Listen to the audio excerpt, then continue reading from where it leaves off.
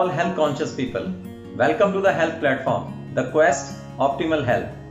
दोस्तों आज हम उस बहुत ही जबरदस्त फैक्टर के बारे में डिस्कस करने जा रहे हैं जो ना केवल हमारे इम्यून सिस्टम बल्कि ऑल अदर सिस्टम्स पर भी बॉडी की ग्रोथ और उसकी वर्किंग पर सीधे सीधे इफेक्ट डालता है और एक मेजर रोल प्ले करता है, जिसके बिना एक दिन भी रहना मुश्किल है। लेकिन हमारी केयरलेसनेस, लैक ऑफ नॉलेज और फास्ट पेस्ड लाइफ की वजह से वी इग्नोर इट, और वो है balanced nutritious diet. Let's discuss. अपने आसपास नजर घुमाकर देखिए, अगर डॉक्टर्स की गिनती बढ़ गई है तो मरीजों की गिनती भी तो बढ़ गई है। अगर मेडिकल साइंस ने इतनी ज्यादा तरक्की कर ली है तो रोज रोज नए डिजीज हम लोग देखने में आ रहे हैं। ये क्या हो रहा है? देखते हैं इंडियन डाइट में न्यूट्रिएंट्स की क्या डेफिशिएंसी है, उसका एक स्टैटिस्टिक्स हम लोग डिस्कस करते हैं। 50% Indians are iron deficient. Iron deficiency से जल्दी जल्दी सांस फूलने लगती है, मेंटल और फिजिकल ग्रोथ बहुत ही धीमी हो जाती है, मुंह में छाले रहना, physical activeness will get slow down. About 80% Indians में कैल्शियम और विटामिन डी की कमी देखी गई है। हड्डियों में मजबूती कम हो जाती है, थकावट रहना, इनफर्टिलिटी क्रिएट हो जाती है, ऑस्टियोपोरोसिस होने लगता है। विटामिन डी की कमी से कार्डियोवैस्कुलर डिजीज होने के चांसेस भी 40% इंक्रीज हो जाते हैं। About 47% of Indians are vitamin D deficient. इसकी डेफिशिएंसी के बैड इफेक्ट्स क्या हो सकते हैं? देखिए, लो एनर्जी रहना, मुंह में छाले, माउथ अल्सर्स, स्किन्स में पीलापन रहना, नर्व्स तक डैमेज हो सकती हैं, आंखों की रोशनी डिस्टर्ब हो जाती है।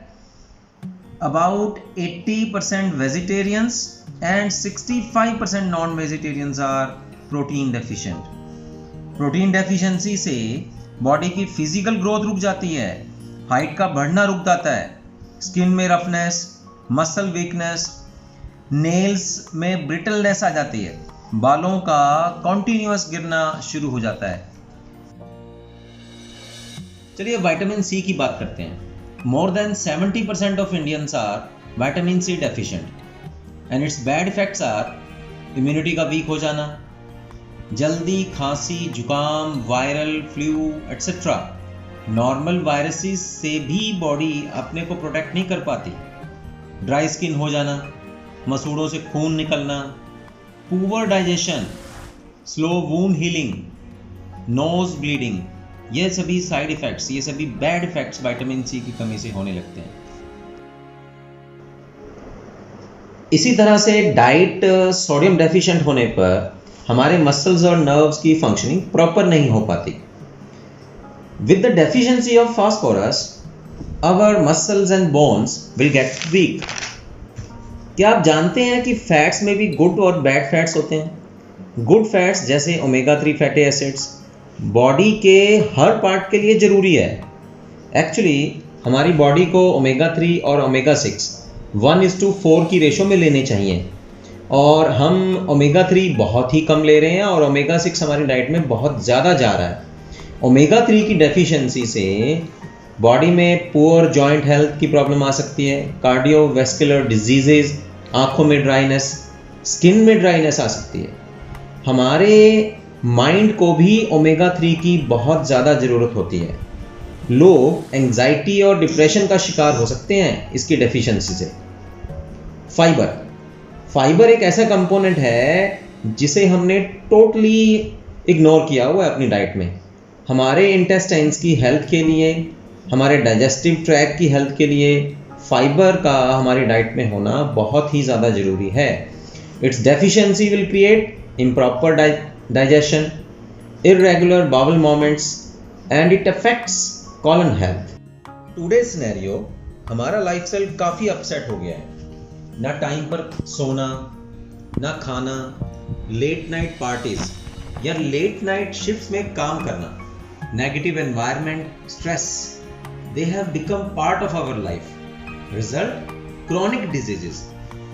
Chronic diseases persists for a very long period of time, and generally they cannot be prevented by vaccines or cured by medications. For example, Alzheimer, arthritis, asthma, cancer, diabetes, heart diseases. मतलब क्या बना? ये chronic diseases की ना तो कोई vaccine है, ना ही कोई दवाई, जिन्हें आप जड़ से भी खत्म नहीं कर पाते। सारी उम्र सिर्फ सिम्टम्स को कंट्रोल करने की मेडिसिन खाते रहिए बस। इसी तरह से कुछ क्रॉनिक डिजीजेस जैसे कैंसर, डायबिटीज, ये तो डीएनए में भी चेंजेस कर देते हैं। अगर आप डायबिटीज के पेशेंट हैं तो अगली जनरेशन में ये डिजीज ट्रांसफर होने की पॉसिबिलिटी रहेगी। अगर आपकी डाइट न्यूट्रिएंट डेफिशिएंट है तो आपकी नेक्स्ट जनरेशन का डीएनए भी अफेक्ट हो सकता है। फॉर एग्जाम्पल, जिस जनरेशन में प्रोटीन की कमी हो उसकी अपनी हाइट तो कम होगी ही होगी, नेक्स्ट जनरेशन की हाइट पे भी इफेक्ट पड़ेगा। तो दोस्तों, पंच लाइन क्या बनती है? Your poor dietary habits may be dooming your progeny. That means next generation की फिजिकल ग्रोथ या मेंटली ग्रोथ पिछली जनरेशन से इन कंपैरिजन कम होगी। लाइफस्टाइल डिजीजेस की बात करें तो चाइना के बाद इंडिया डायबिटिक कैपिटल बन गया है। About 62 million people in India are suffering from diabetes. इसमें 90% लोगों को तो टाइप 2 डायबिटीज है, जो हमारे लाइफस्टाइल की वजह से ही होती है। More than 80% of Indians are suffering from stress, जिससे कि मेंटल हेल्थ प्रॉब्लम्स जैसे कि depression, anxiety, heart disease, high BP हो सकता है।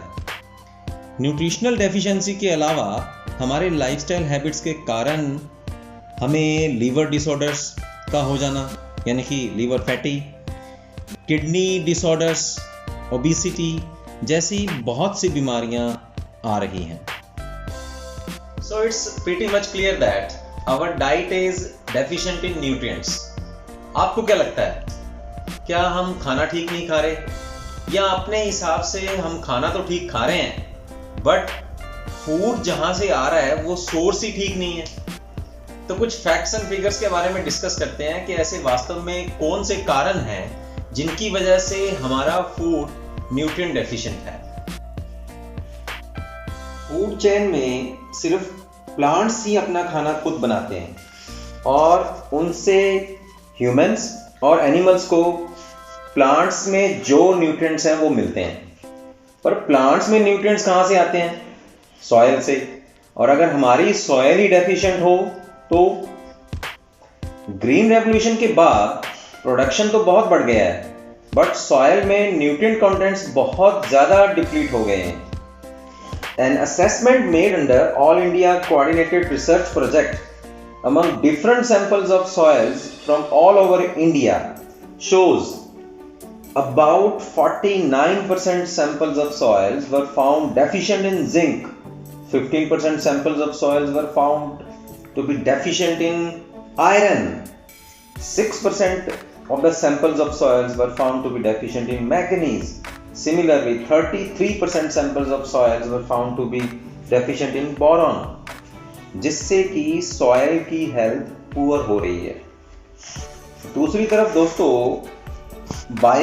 बायोलॉजिकल डिग्रेडेशन में सॉइल में ज़्यादा पेस्टिसाइड और हर्बिसाइड्स के यूज करने से भी living weed killers, earthworms and natural fertilisers नष्ट होते जा रहे हैं और सॉइल क्वालिटी डिप्लीट हो रही है।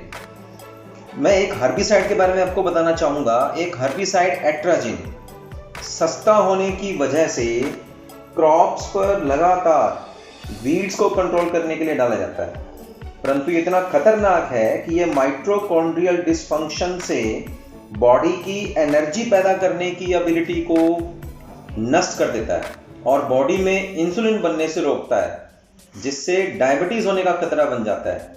तो ये herbicide, pesticides and insecticide soil से हमारे फूड में, फिर हमारी बॉडी में आते हैं और कई तरह के lifestyle diseases and can damage our DNA. दूसरा कारण हमारी फार्मलैंड्स के आसपास फैक्ट्रीज का होना भी है। उनसे निकलने वाला जो पोल्यूटेड धुआं और कंटेमिनेटेड जो वेस्ट है वो भी हमारे सॉइल की हेल्थ को डिप्लीट कर रहा है।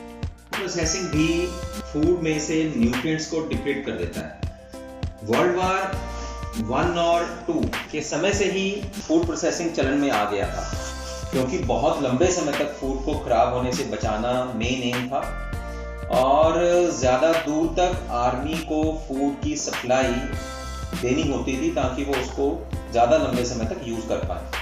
फूड प्रोसेसिंग एक ऐसा तरीका है कि फूड में जो जरूरी न्यूट्रिएंट्स हैं, जो बैक्टीरिया और इंसेक्ट्स को अट्रैक्ट करते हैं, उनको फूड में से रिमूव कर दिया जाता है ताकि फूड जल्दी खराब ना हो। इसका आसान सा मतलब है कि हम वो खाना खा रहे हैं जिसमें कोई भी विटामिन, मिनरल्स या जरूरी न्यूट्रिएंट्स है ही नहीं, बल्कि हमें वो खाना खाना चाहिए जो फ्रेश हो और अगर उसे लंबे समय तक स्टोर किया जाए तो वो जल्दी खराब हो जाए। यानी कि उसमें जरूरी तत्व तो हैं पर प्रिजर्वेटिव्स नहीं हैं। वो फूड जो फंगी और बैक्टीरिया को आसानी से अट्रैक्ट करता हो, वही फ्रेश फूड खाने के लिए बेस्ट है। किसी भी फसल की पैदावार को हार्वेस्टिंग के बाद कितने समय तक कंज्यूम करना है, ये फसल के हिसाब से वेरी करता है। इन मोस्ट केसेस फसल हार्वेस्टिंग के 3 से 4 दिनों के बाद 30 to 90% न्यूट्रिएंट्स लूज करने लगती है। सबसे आइडियल सिचुएशन हमारा अपना गार्डन हो और पकाने से जस्ट पहले वेजिटेबल तोड़ें तो nutritional values as it is intact रह सकती हैं, जो आजकल की सिचुएशन के हिसाब से पॉसिबल नहीं है। पैकेज्ड फूड जैसे कि फूड को डब्बों में स्टोर करना या लंबे समय तक फ्रीज करना भी न्यूट्रिशनल वैल्यूज को कम करने का एक कारण बनता है। हाई टेम्परेचर कुकिंग भी फूड में न्यूट्रिएंट्स कंटेंट्स को कम कर देती है।